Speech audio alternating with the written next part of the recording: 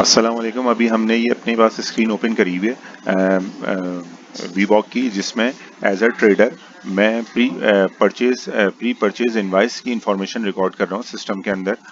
तो उसका हम एक फ्लो देख लेते हैं। यहाँ पे यूज़र सपोर्ट सिस्टम के अंदर ईएफएस का जो हमारा स्टैंडर्ड मेन्यू है उसी के अंदर एक नया सब मेन्यू ये ऐड हो गया है, ईएफएस लोकल परचेज इनवाइस। इस ईएफएस लोकल परचेज इनवाइस में पहले मैं अपना प्री परचेज बनाता हूँ कि सिस्टम मुझे इनेबल कर भी रहेगा, जो कंटेंट मैंने करा है कि मैं वो परचेजिंग कर सकूँ। जब वो मुझे ओके हो जाता है उसके बाद सिस्टम मुझे एक और ऑप्शन देता है। यहाँ पे एक बटन दिखाएगा नीचे पोस्ट परचेज कंफर्मेशन का, तो वो करने के बाद मैं फिर आगे चल सकता हूँ। तो प्री परचेज में इसमें सबसे पहले इनवाइस स्टेटस जो है ये प्री परचेज है, पोस्ट परचेज नहीं हुई है। उसके बाद है इनवाइस डेट। यहाँ पे मैं अपनी इनवाइस डेट एंटर करता हूँ। इनवाइस डेट जो यहाँ पे नज़र आ रहा है वो IRIS की नज़र आ रही है। ठीक है, वीबॉक परचेज नंबर सिस्टम एलोकेट कर देगा। IRIS का जो इनवाइस नंबर वगैरह है वो मुझे एंटर करना होगा, जो भी इनवाइस नंबर है। बाकी फील्ड्स भी जब हम आइटम ऐड करेंगे तो सिस्टम खुद कैलकुलेशन कर लेगा। अच्छा, यहाँ पे बायर STRN या NTN, मैं अभी फैस ट्रेडर से जैसे सपोज लॉगिन हुआ हूँ टेस्ट एनवायरनमेंट में, यहाँ पे फैस ट्रेडर्स का नाम आ रहा है। उसमें जो बायर का STRN है, NTN है, वो मैंने यहाँ पे एंटर करा। ईमेल एड्रेस,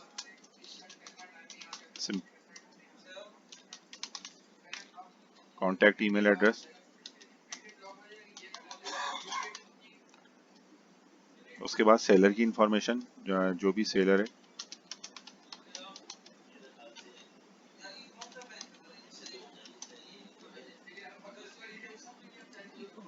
उस सेलर का CNIC, सेलर का फ़ोन नंबर, सेलर का CNIC की इंफॉर्मेशन,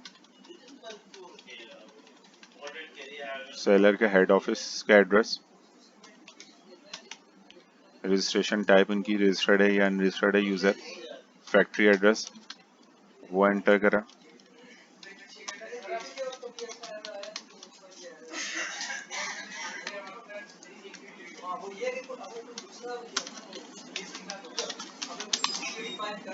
ये इतनी इंफॉर्मेशन लिख के मैं इसको सेव करूँगा तो ये मेरी प्री परचेज की इंफॉर्मेशन सेव हो जाएगी।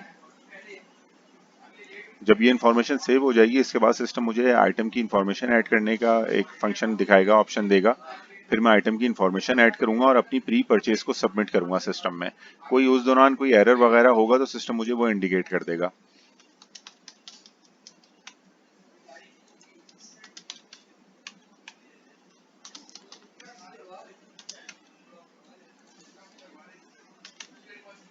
टोटल 20 हो गया, इसका सेल्स टैक्स का परसेंट 17, तो 20 का 17% टोटल अमाउंट, सेल्स टैक्स की वैल्यू 3। और यहाँ पे मैं अपने एनालिसिस कार्ड की इन्फॉर्मेशन अटैच कर दूंगा सिस्टम में। अच्छा, ये एक आइटम नेचर का सिस्टम एरर मुझे इंडिकेट कर रहा है, तो जो मेरा आइटम की नेचर है वो मैं इन्फॉर्मेशन यहाँ पे ऐड करूँगा, सिलेक्ट करूँगा, फिर उसके बाद मैं आइटम की इन्फॉर्मेशन ऐड करूँगा। ये करने पे मेरा एक आइटम सिस्टम में ऐड हो गया है। और यहाँ पे मेरी सेल्स टैक्स की वैल्यू वगैरह जो इस इनवाइस की मैंने डिटेल्स ऐड करी हैं, आइटम्स ऐड करें, वो सारी अमाउंट मेरा बनकर आ चुका हुआ है। इस इन्फॉर्मेशन को मैं इस स्टेज पे सेव करूँगा। अच्छा, ये सेव करने के बाद अब मेरे पास आ रहा है सबमिट प्री प्रोक्योरमेंट। अभी हम प्री परचेज इनवाइस स्टेटस है, तो मैं इसको सबमिट प्री प्रोक्योरमेंट करता हूँ। आज you sure you want to submit pre procurement, system एक ही अलर्ट दिखाएगा। ये मैंने जब सबमिट करा है, अब आप ये देख लें कि सबमिट पोस्ट प्रोक्योरमेंट इनवाइस का बटन एक्टिवेट हो गया है। अब मैं बैक आके भी आपको दिखा दूं, यहाँ पे आप ये देख लें इसका स्टेटस आ रहा है प्री परचेज। अब मैं दोबारा से इसको अगर चाहूँ तो डिलीट कर दूं, एडिट करने के मैं इसमें एंटर होके इन्फॉर्मेशन अपडेट कर सकता हूँ। लेकिन जब मैं एडिट करके पोस्ट परचेज कंफर्म कर दूंगा तो इसका स्टेटस पोस्ट परचेज हो जाएगा और ये मुझे रिकॉर्ड अवेलेबल होगा कि मैं एक्सपोर्ट की आइटम बनाते वक्त मैं इसको यूज़ कर सकूँ। अब मैं ये पोस्ट परचेज में आके एडिट करता हूँ स्टेटस। ये अब जो बटन हमने लास्ट डिस्कस करा था, ये सारी इन्फॉर्मेशन आ रही है। सबमिट पोस्ट प्रोक्योरमेंट इनवाइस, इस बटन को मैं क्लिक कर रहा हूँ यहाँ पे, ओके। यहाँ पे सिस्टम मुझे कह रहा है स्कैन कॉपी आप अपलोड करें। यहाँ पे एक बटन है अपलोड इनवाइस, इनवाइस आ रहा है। जो स्कैन इमेज मेरे पास कोई अपडेट हुआ हुआ होगा उसकी इन्फॉर्मेशन मैंने यहाँ पे लिखी। और अटैच कर दिया। ये एक रिकॉर्ड अटैच होकर आ गया। मल्टीपल आप जितने भी रिकॉर्ड अटैच करना चाहें वो कर सकते हैं। फिर से मैं इसको सेव करूंगा, फिर मैं दोबारा से सबमिट प्री प्रोक्योरमेंट करूंगा। अब सिस्टम मुझे एक अलर्ट दे रहा है, इन्फॉर्मेशन दिखा रहा है, you are authorise to procure locally as per your limit, please submit post procurement details finally after purchase. तो अब जब मेरी परचेज वगैरह कंप्लीट हो चुकी हुई है, अब मैं ये इस बटन को क्लिक करूंगा, सबमिट पोस्ट प्रोक्योरमेंट इनवाइस, ये ओके करा है।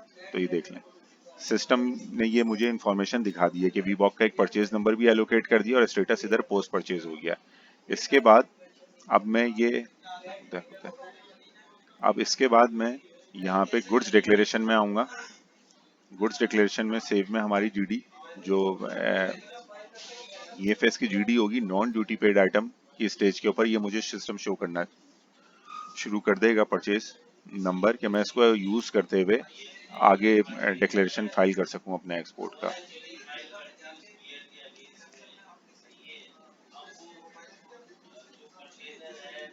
ठीक है, ये मैंने क्लिक करा इस पेज के ऊपर। यहाँ पे सिस्टम मुझे ये अपने पोस्ट परचेजेस सारे दिखा रहा है।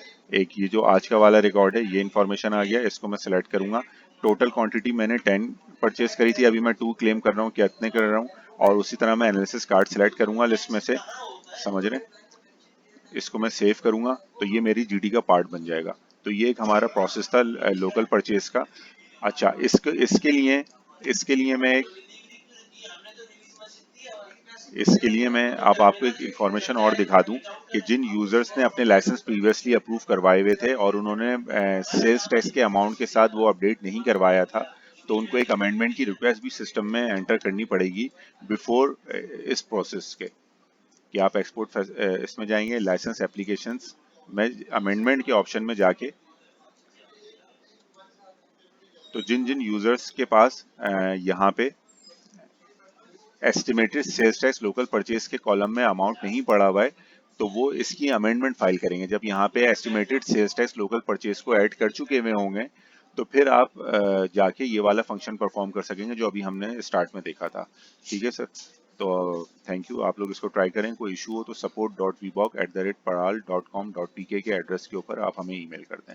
Thank you very much.